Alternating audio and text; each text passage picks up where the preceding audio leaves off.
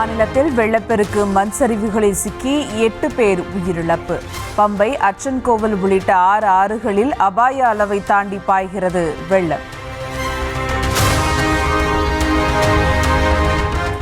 கேரளத்தில் கண்ணூர், பத்தினம்திட்டா, கோழிக்கோடு உள்ளிட்ட மாவட்டங்கள் வெள்ளத்தில் தத்தளிப்பு.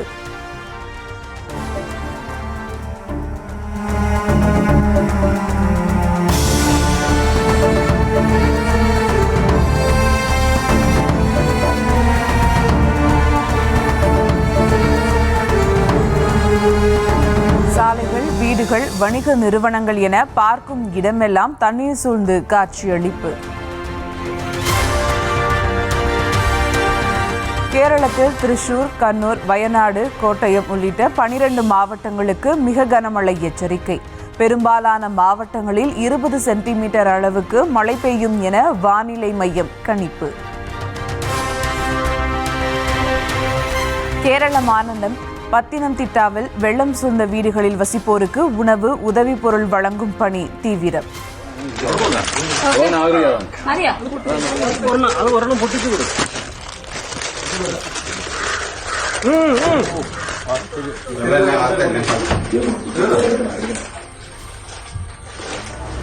பாதிக்கப்பட்ட இடங்களில் வீடு வீடாக சென்று உதவிக்கரம் நீட்டுகிறது தீயணைக்கும் படை.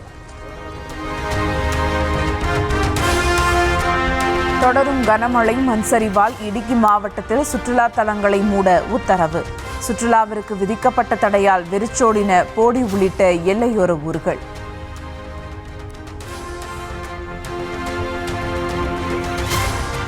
இடுக்கி மாவட்டத்தின் மலாங்கரா அணையின் 5 மதகுகள் திறப்பு.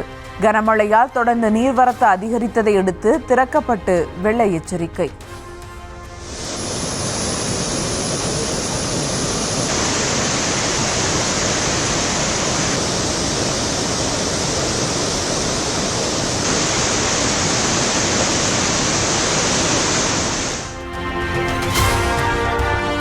திருவாரூர் மாவட்டம் திருத்துறைப்பூண்டியில் இதுவரை இல்லாத அளவுக்கு வறட்சி. முப்போகம் விளைந்த சாகுபடி நிலங்கள் பாலம் பாலமாக வெடித்து கிடக்கும் அவலம். நன்னிலம் சுற்றுவட்டத்தில் நீர் இல்லாமல் சுமார் 1000 ஏக்கர் குறுவை நெல் பயிர்கள் கருகின. மேட்டூரில் இனி தண்ணீர் திறந்தால் கூட குறுவை பயிர்களை காப்பாற்ற முடியாது என விவசாயிகள் வேதனை.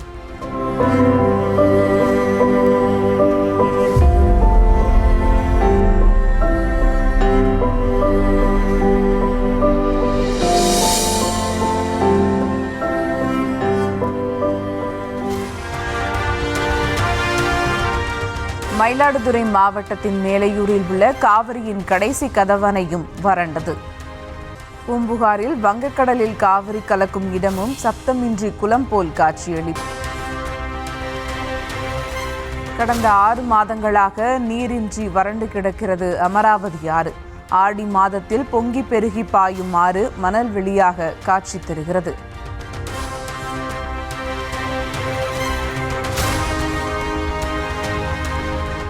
காஞ்சிபுரம் மாவட்டத்திற்கு நாளை செல்கிறார் முதலமைச்சர் விஜய். இருங்காட்டுக்கோட்டை, ஸ்ரீபெரும்புதூர், உரகடம் பகுதிகளில் உள்ள தொழிற்சாலைகளை பார்வையிட்டு ஆய்வு செய்கிறார்.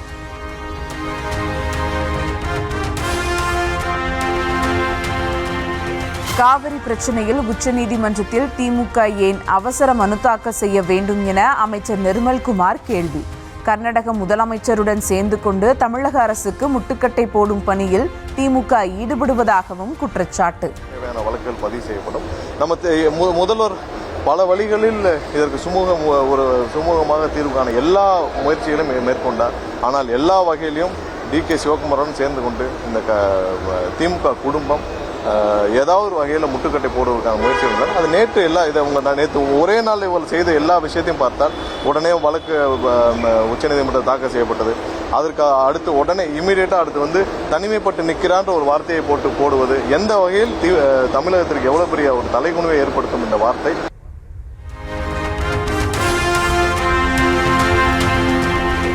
காவிரி விவகாரத்தில் கர்நாடக கட்சிகள் ஓரணியில் நிற்கும்போது தமிழக கட்சிகள் முரண்படுவதாக அமைச்சர் நிர்மல்குமார் குற்றச்சாட்டு.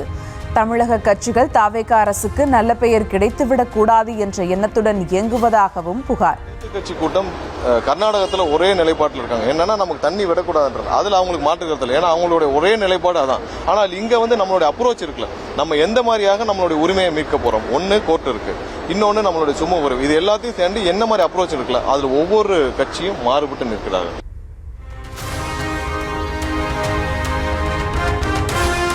காவிரி பிரச்சினை குறித்து விவாதிக்க அனைத்து கட்சி கூட்டம் தேவையில்லை என திமிராக பேசுவதா என அமைச்சர் நிர்மல்குமாருக்கு திமுக கண்டனம். காவிரி தொடர்பாக தமிழ்நாட்டின் முதலமைச்சர் உறக்கம் கலைத்து திருவாய் மலர்வது எப்போது என்றும் முன்னாள் அமைச்சர் ரகுபதி கேள்வி. காங்கிரஸ் நம்பிக்கையை விற்று பதவியை வாங்கும் நச்சுப்பாம்பு என தயாநிதி மாறன் எம்பி தாக்கு. தொகுதி மறுவரையறையை ஆதரிப்பவர்கள் எட்டப்பர்கள் என்ற ராகுல் காந்திக்கு பதிலடி. தமிழ்நாட்டுக்கு வந்து காவிரி உரிமை குறித்து பேசாமல் இருப்போர்தான் துரோகிகள். நீட் ரத்து கோராமல் தேர்வில் முறைகேடு நடப்பதாக மட்டும் பேசுவோர் துரோகிகள் என்றும் தயாநிதி மாறன் விளாசல். காவிரி பிரச்சனையில் கர்நாடகத்தில் காங்கிரஸ், பாஜக உள்ளிட்ட அனைத்து கட்சிகளும் ஓரணியில் இருப்பதாக மாணிக்கம் தாக்கூர் பேச்சு. உரிமை பிரச்சனையில் தமிழ்நாட்டு கட்சிகள் மட்டும்தான் அரசியல் செய்து கொண்டிருப்பதாகவும் சாடல். தண்ணி வரணும். நம்மளுடைய பிரச்சனை என்னன்னா, இங்க இருக்க கர்நாடகத்தில் இருக்க எல்லா அரசியல்வாதியும் ஒன்னா நிக்கிறாங்க. இங்க பாத்தீங்கன்னா இங்க இருக்க ஆளுகள் தான் நம்ம குறைய சொல்லிக்கிட்டு இருக்கோம். அவங்கள பார்த்து இவங்க சொல்றாங்க, இவங்கள பார்த்து இவங்க சொல்றாங்க. அங்க இருக்க ஆளை பத்தி சொல்லியா கர்நாடகக்காரங்களை சொல்லுங்கப்பா. நீங்க பிரச்சனை என்ன, தமிழ்நாட்டினுடைய பிரச்சனை என்ன? ஒருத்தரை மாத்தி ஒருத்தி நம்மளத்தான் கையை காட்டிக்கிட்டு இருக்கமே ஒழிய நம்ம தமிழ்நாடு ஒரே வாய்ஸ்ல பேசுறது கிடையாது.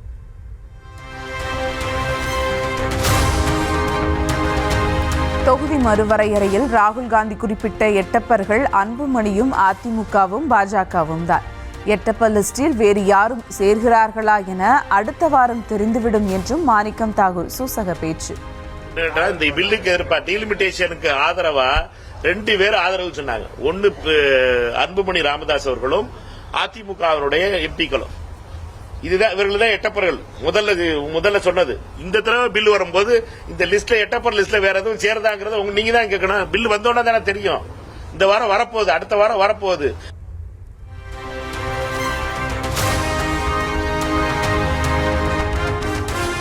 மக்களவை எதிர்க்கட்சி தலைவர் ராகுல் காந்திக்கு எட்டயபுரம் ஜாமீன் குடும்பத்தினர் கண்டனம்.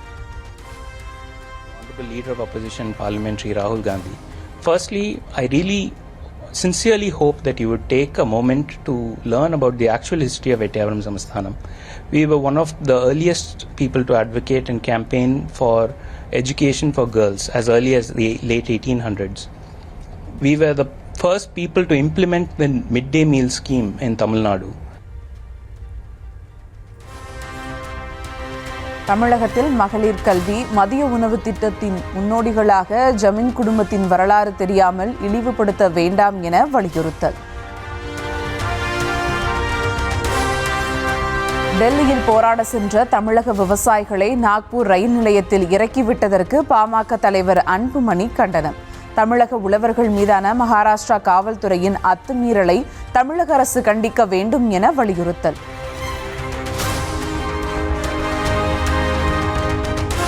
தமிழக ஆளுநரோடு கடுமையான மோதல் போக்கை தொடர விரும்பவில்லை என்று அமைச்சர் விஸ்வநாதன் அறிவிப்பு. தமிழக பல்கலைக்கழகங்களில் காலியாக உள்ள துணைவேந்தர் பதவிகள் விரைவில் நிரப்பப்படும் என்றும் தகவல்.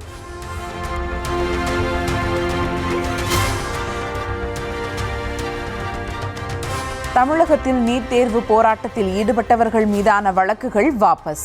முதலமைச்சர் விஜய் உத்தரவுப்படி வழக்குகள் ரத்து என அமைச்சர் ராஜ்மோகன் அறிவிப்பு.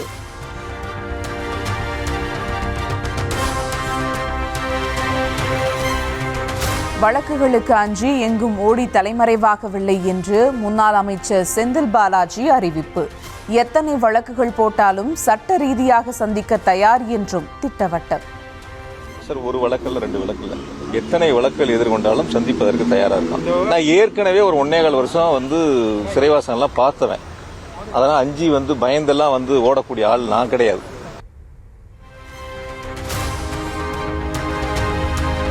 தாவேக ஆட்சிக்கு வந்த குறுகிய காலத்திலேயே தமிழகம் பெரும் பிரச்சனைகளை எதிர்கொள்வதாக செந்தில் பாலாஜி குற்றச்சாட்டு.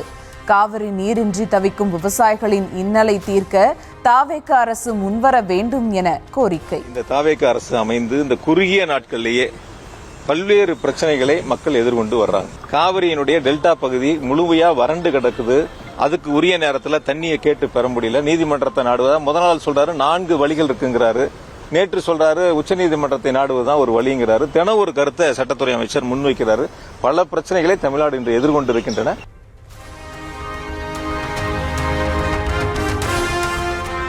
தமிழ் தமிழ் என்று பேசிவிட்டு பென்ஸ்காரில் வரலாமா என சிலர் கேட்பதாக சீமான் பேச்சு. தமிழர்கள் கோவணத்துடனேயே சுற்ற வேண்டும் என நினைக்கிறீர்களா எனவும் ஆவேசம். இல்ல கார் வாங்கிட்டா இன்னும் உங்க ஆத்தா பத்தா தாலி எடுத்து வித்தாடா வாங்கணும். என்னடா பென்ஸ் கார் வாங்கிட்டாரு சீமான். பென்ஸ் கார் ஃபிளைட் வாங்கி ஓட்டப்பா. ஃபிளைட் சொந்தமா ஃபிளைட். அவன் என்னன்னா எங்களை பார்க்கும்போது நீங்கெல்லாம் கோமணம் கட்டிட்டு அலையாம நீ எதுக்கு இப்படிலாம் போட்டு தெரியா?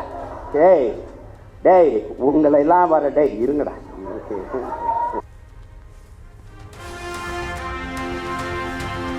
மேலூர் காரைக்குடி இடையே 1070 கோடி ரூபாய் மதிப்பீட்டில் அமைக்கப்பட்டு தயார் நிலையில் உள்ளது தேசிய 4 வழிச்சாலை. 6 ஆண்டுகளாக நடைபெற்ற பணிகள் முடிவுற்ற நிலையில் வருகிற 15ஆம் தேதி சாலையை திறந்து வைக்கிறார் பிரதமர் மோடி.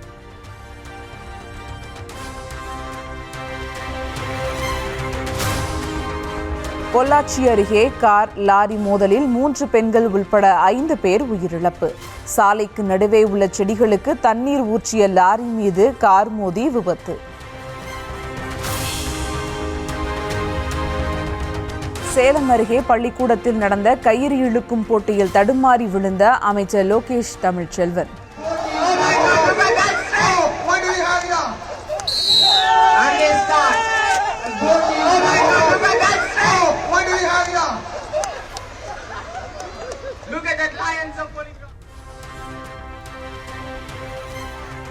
தான் படித்த பள்ளியில் நடைபெற்ற போட்டியில் கயிறு அறுந்ததால் கீழே விழுந்தார்.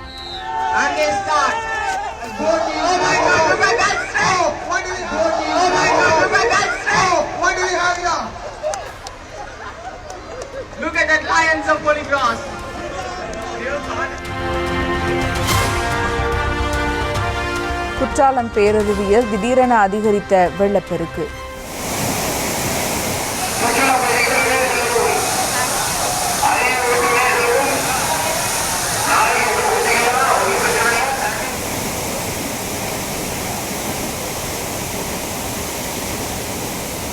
குளித்துக் கொண்டிருந்தவர்கள் உடனடியாக வெளியேற்றியது காவல்துறை. திருச்சி விமான நிலையத்தில் பயணிகளிடம் 3.5 கோடி ரூபாய் மதிப்புள்ள உயர் ரக ஹைட்ரோபோனிக் கஞ்சா பறிமுதல். மலேசியாவிலிருந்து வந்தவர்களை தடுத்து நிறுத்தி சோதனை நடத்திய போது சிக்கினர்.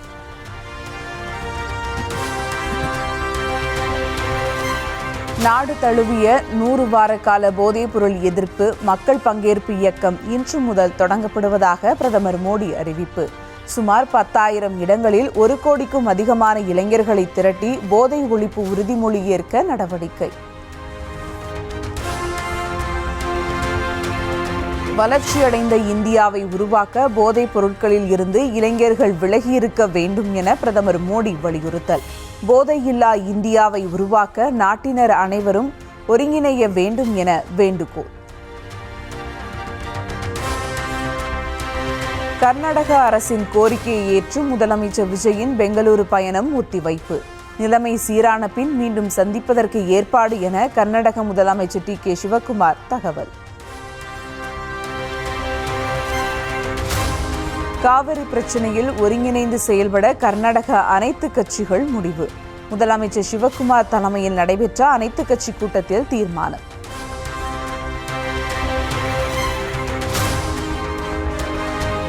தமிழ்நாட்டிற்கு நடப்பு மாதத்தில் 2.9 TMC நீர் திறக்கப்பட்டு உள்ளதாக கர்நாடக முதலமைச்சர் சிவக்குமார் தகவல்.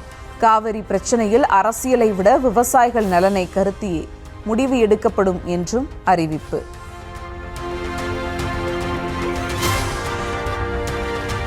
மேகதாது அணை விவகாரம் தொடர்பாக தமிழக முதலமைச்சர் விஜய்க்கு கர்நாடக பாஜக தலைவர் விஜயேந்திரா கடிதம்.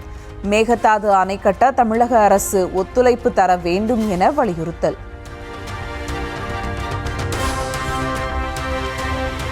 சபரிமலைக்காக வாங்கப்பட்ட உயர்தர நெய்க்கு பதிலாக தரம் குறைந்த நெய்யை வழங்கி மோசடி. மில்மா நிறுவன நெய்யை கள்ளச்சந்தையில் விற்றுவிட்டதாகவும் விசாரணையில் தகவல்.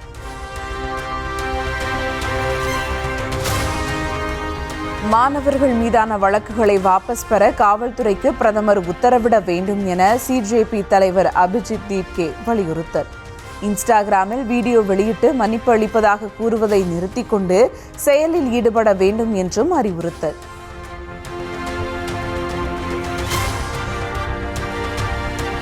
நீதிபதிகள் நியமனம் தொடர்பான கொலிஜியம் பரிந்துரைகளில் காரணங்களை வெளியிட வேண்டும் என உச்சநீதிமன்ற நீதிபதி உஜ்ஜல் புயார் வலியுறுத்தல்.